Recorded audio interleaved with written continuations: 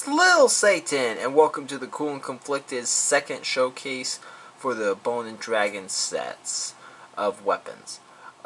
In this will be our second finish up. In the first one, like I said, we did the military and we did the king of their association, more or less. And in this, we will be showing off the prince.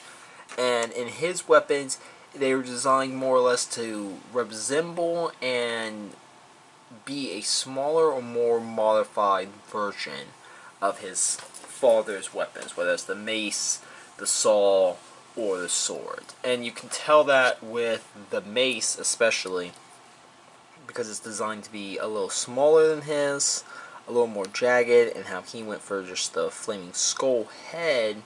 The son went more, which is Kelson, went more for a dragon, because you can see there's a dragon skull actually placed there. So the mace itself looks like it's flying, as these would look like wings. It spikes on the back. You can see a head here, and there's even a very smaller ball of fire coming out the tip, coming out the top of it, out of the mouth, and held upright. Looks like you're just holding it by the tail. Blade right here. On the bottom, you can see almost of it screaming skulls as of the hilt. Smaller bone handle designed to hold right there, and then spikes on the bottom. It was made from random back spikes off a character for the maroon spikes you can see right there. They were just cut and placed all together. There's an actual mace from the same line we got the dragons from in the middle. You can't see it, but it's that jagged piece right there.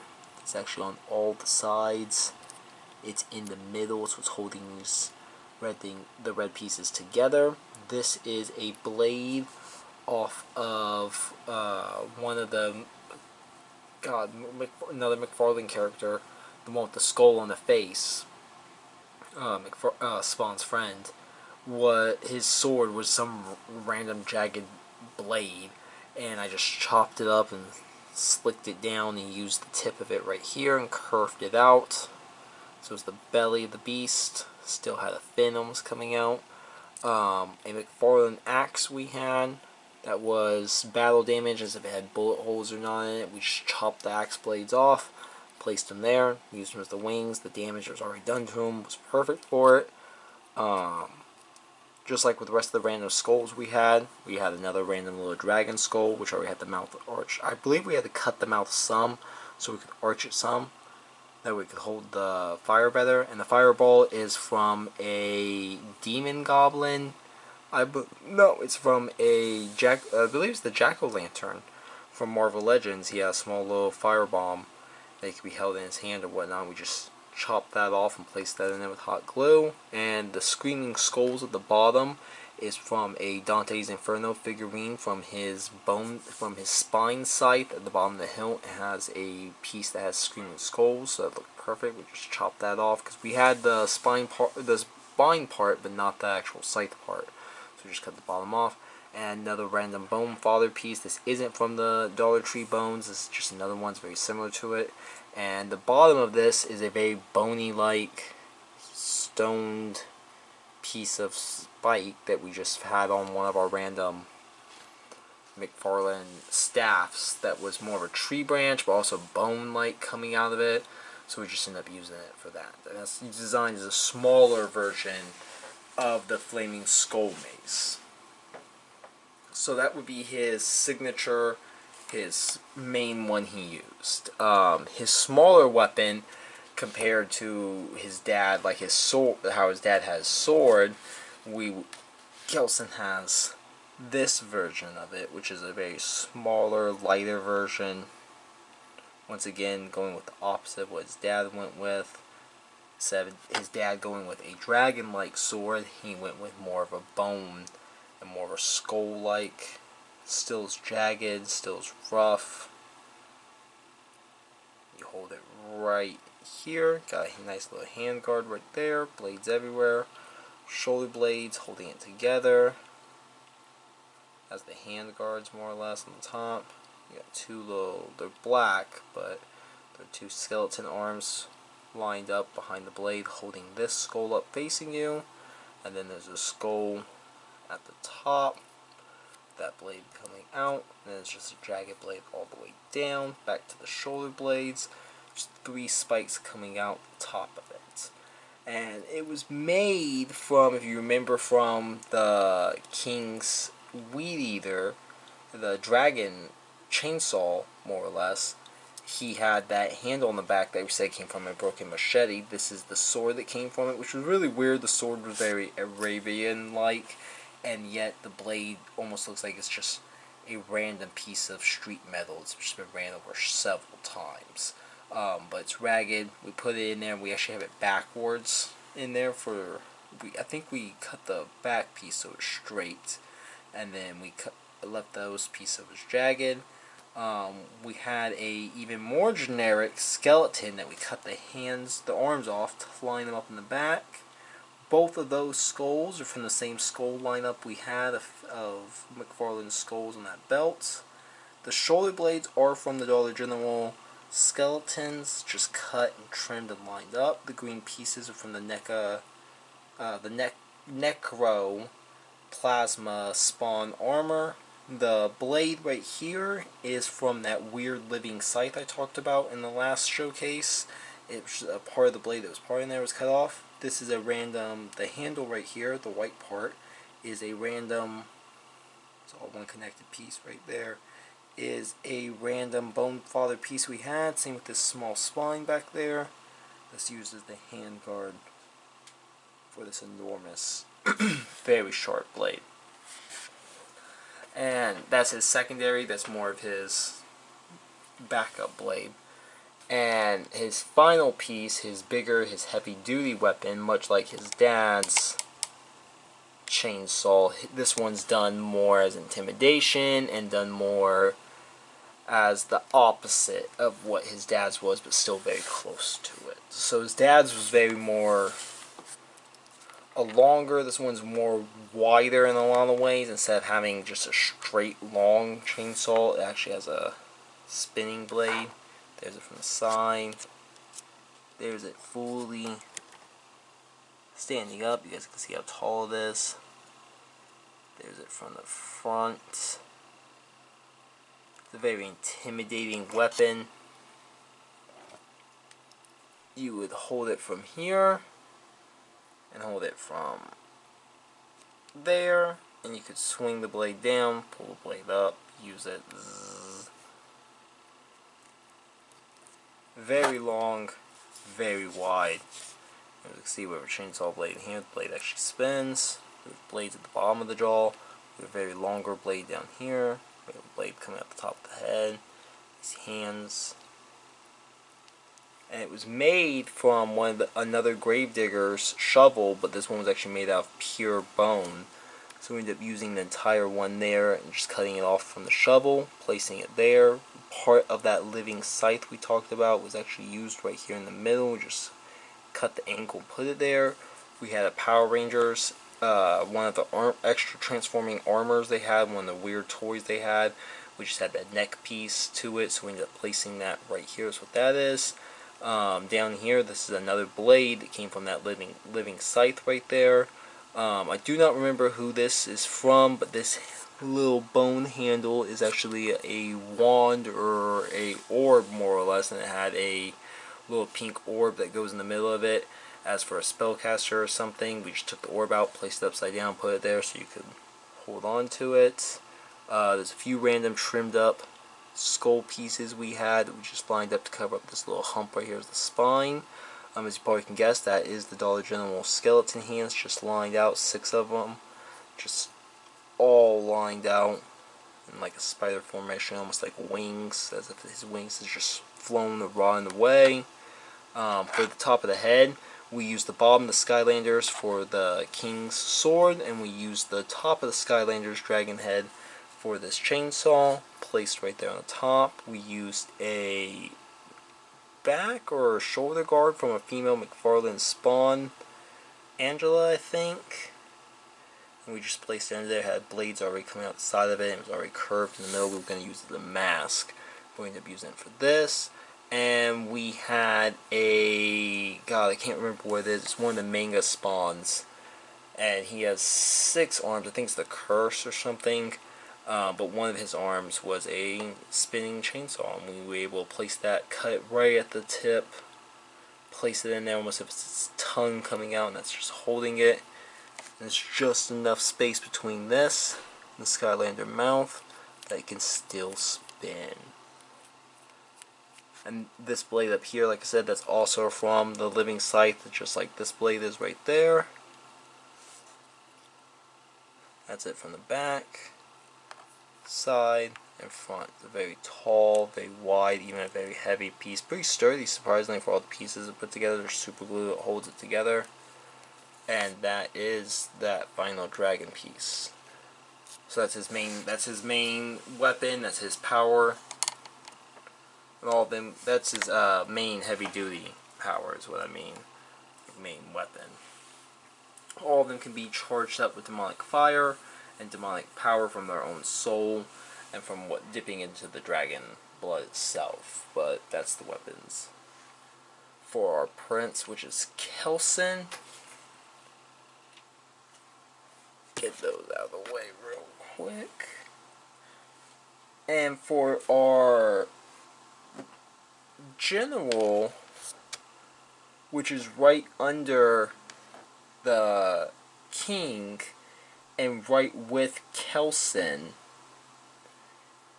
his weapons are designed to be more similar to the military and then more resembling both Kelson and the king.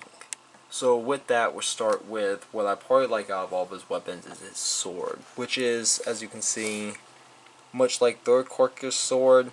You know, it's got the ideal handle there, the skull on the bottom, carcass there, long blade at the head, but there's upgrades and differences. So with this, it's a longer, thinner handle. The carcass doesn't have arms holding the blade in the front. And then we can see there's longer blades coming from the top of the shoulders as if hand guards or anything to protect from any strikes coming down. We can see the blade is much longer and curves to the back. Swoops just right there. It's very much longer. It's more like a machete or an Arabian blade. And it was made out of the same skull as the other ones. Same with the same ribcage from the Dollar General. The blade itself was from one of the Justice League lines of Sinestro. He had a power construct of a cybernetic axe, kind of. And we just cut the axe piece off and used the handle and placed it up there in the spine. Both these right here were cut off the hands of one of the orcs from the Warcraft series and just placed at the top, just angled down. The black piece in here is from a random McFarlane piece. Both this blade piece and this top blade piece are from the same as the rest of the scythes that we used to make the other Carcass swords. And then we just had another random sword that was damaged, already pre-damaged and mangled. So we just sliced the tip of it off that we wanted to put it off here just to extend that a little farther. That way we had a little more reach and more blade on there. And like I said, his is done to resemble the military. That way he has very similar weapons to his, but still his own touches as being a general and directly under Kelson and their king. His mace is done more like Kelson's, but like I said, resembling Draco's, which is their king. I forgot to mention his name. But which is Draco, but his mace, as we can see, is smaller, more compact. There's a blade on the front, very jagged, very damaged. There's more angle blades coming out the top. There's a handle on the bottom so you can hold it there and yet hold there if need to. So you can jab forward or just have better striking. There's more jagged blades in the back. There's a blade coming straight across the top like a mohawk almost, and even blades in the front. And there's a skull smack dab in the middle. So with this, we end up having a random tree branch. You can see right here, we just used as the main handle and handguard right here with a random spine we had to be as the extra little handle back there. I'm not too sure what this piece came with. It was just a random father blade we had, which is more or less just a random scrap piece of metal. It's just been angled, so it seems like a blade. It's just all damaged, so we just placed that on there. Both this and this blade are the same blade pieces that came with Draco's longer dragon chainsaw. They came on the bottom, it came with those. And both of these longer spikes down the skull right here are from the same arm piece of these. There was one in the middle, and there was just one on each side. So we took the middle ones from each arm, put it there, and there's one on each side, and we took those and put them right here. Same little skull as we came with the rest of the Skull series, and then we just had a random machete blade that seemed to have a lizard on the back of it. We just trimmed the lizard off, put it in the top there. And it's designed to have these two spikes here and this blade here, that way you can just ram right in. You can slash up if you need, you can slash down, slash to the side, and if you can get a full body strike, give a blade right across. Done for maximum damage, as obvious, and intimidation. And his final blade, well, not blade, but his final weapon is much like the other two, obviously would be a chainsaw. And with that is longer and more upgraded and a little more savage and thought out than the rest of theirs, and a few little more design choices than the rest. It's extended out longer, more like Draco's longer one. You can see there's a handlebar here, there's a skull, mutated skull at the bottom here, regular whole skull here. Very long handle here that you can grab here. You also can grab right here and hold it like this. And then when it's up to be carried, you can carry it right there on this extra bone piece right here. You can see a very dragon, almost fish-like head and neck protruding from here. Angled, jagged blade comes from the top of the head, and out of the dragon or fish's mouth is another bone piece, but coming from that is a whole rib cage and more jagged spiked arms coming out, with a head resting on an angled blade coming out. At the bottom of the carcass is a blade. It does not move, but it's another circular chainsaw blade, much like Kelson's. And you can see here it's designed so when you strike down, you can catch somebody in the hook, and you can just go at them with the chainsaw blade. If you strike up, it's jagged right here. If you strike out, you have here. If you can swipe in, catch somebody with this blade right here. It's all designed for extended attack. We made this from a Magic the Gathering, one of their tiger, I can't remember who it was. He had a wooden staff. We just trimmed the top of the staff off and the bottom of the staff off, used it right there in the middle. From this bone piece right here was from that living scythe, and the tip right here we trimmed off from another bone. That way we put the bottom on it, that way it had all the ridges, that way it looked like just a natural little bone coming out of it. We had another skull as a prop, just placed it back in the back of there. And among that necklace of skulls was a very mutated, oblong one with extra eyes. We ended up trimming off what we didn't need and placed it right in the back of it. Moving up here, we still had some more random fodder bone pieces that we used. We just placed them right in. One of our McFarlane, I believe earlier we mentioned there was a bone firing missile we used as the flaming skull mace. And then what it fired out of was a random shoulder mount that was a giant skull of a dragon or a fish, and this is that head, this right here, this is the neck. The missile just fired in, it fired out. We removed the missile, and removed the firing and the tongue, just placed it on there. Same jagged blade used to make the carcass swords.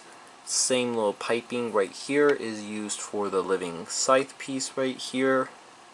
The chrome blue and chrome blue scythe are both used from that Beast Wars bats, and then the jagged silver arms you see right here that are little tiny dragon skulls as hands, which are the green things right there, are used from a snake armor Skeletor from the 2000 He-Man series, and this skull is a rubber skull that's also on the belt of a predator that had just random bones and random skulls of pieces he's collected.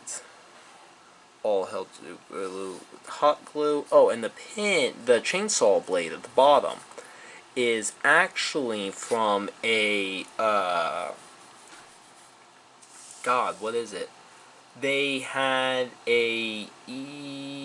one of the zombie games that came out recently, God, I'm blanking on it, was, not Dead or Alive, Dead Rising? Maybe it was Dead Rising. Yes, Dead Rising. It had an exclusive come out that was in their loot crate that you could get as a pin. That was a sledgehammer and then one end, and then you could pull the pin part out of a chainsaw. And it was just a chainsaw that was a round chainsaw blade, just a carpenter chainsaw, ready to fucking... It was really unique, very fine detailed. I lost the sledgehammer. I know the pin ran out of ink, ended up losing the sledgehammer. I planned on using it, and we kept the chainsaw blade. I had nothing to use it for, and I think we ended up using the engine part for an Ash custom we have, and then we ended up never having anything for that blade because Ash has a regular chainsaw blade than this round one, so the round one was used for this, and it fit perfectly into this body. So same idea as what the Kelson's was with the dragon with the round blade in its mouth, except for it's at the bottom of a carcass right here, that way you can catch somebody and just go right in. But that's the general's weapons as well. Like I said, it's meant to represent, the military, but also represent, his king and his prince. To symbolism of their weapons, symbolism of the military, but yet still with his own touches and advances throughout time, and of course upgrading through their version of technology, their advances for, going of the years. But hope you guys enjoyed it. That was Showcase 2. That finishes out our military and our king, prince, and the general. We have one more set to finish out for this Showcase series, and then the bone and dragon weapons are done and finished, and we will eventually move on to another showcase, guys, for the rest of the weapons or characters or armors. But hope you guys enjoyed it. Have a wonderful day. Stay beautiful, honestly.